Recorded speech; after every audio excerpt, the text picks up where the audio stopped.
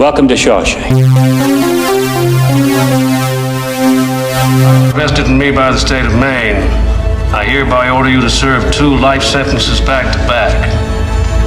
1 for each of your victims. So be it. In 1947, a young Portland banker, Andy Dufresne, is convicted of the murder of Linda Dufresne and Glenn Quintin, his wife and her lover. Andy is adamant in defending his innocence, but the evidence is overwhelming and he is sentenced to 2 life sentences in Shawshank prison. In the prison, he strikes up a friendship with a fellow inmate named Red, who has been in Shawshank for 20 years. Red is known as the man who knows how to get things and had gotten Andy a rock hammer and a poster of Rita Hayworth.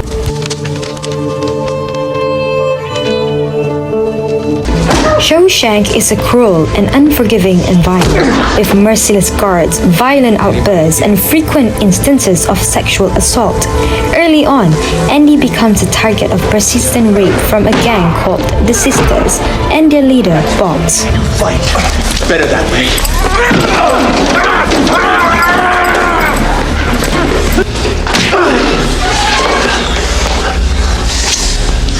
As word of Andy's financial expertise becomes more widely known, the warden, Norton, offers Andy a position working in the prison library, where he can better help the guards and Norton with their financial concerns. There, Andy takes an interest in improving the library and helping to educate his fellow inmates.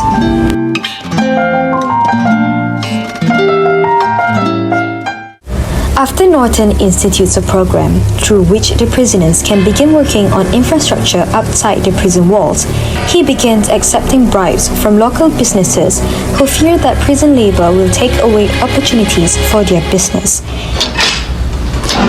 Andy hides the money away in a bank account under a fake name and helping the warden laundering the money for many years.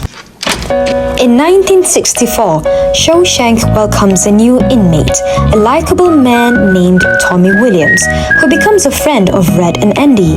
Andy helps Tommy learn to read and get a diploma, and it eventually comes to light that Tommy knows a person who actually killed Andy's wife and her lover. Seeing a way to freedom, Andy informs the warden of the evidence, hoping for a second trial, but the warden needs to protect his investment and has Tommy killed and Andy put in the solitary confinement for 2 months.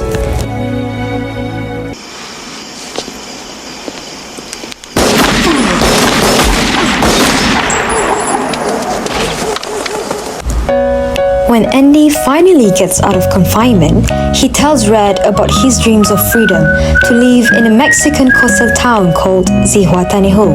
Red says that it will never happen, but Andy maintains hope. The next day, Andy doesn't come up for the roll call, having escaped through a hole he has been digging with the rock hammer for many years. He poses as a fake person in whose name all of Norton's money has been deposited, takes the money, and flees to Mexico. In the process, he also tips the police off to Norton's shady business dealings. When the authorities go to arrest the warden, he shoots himself.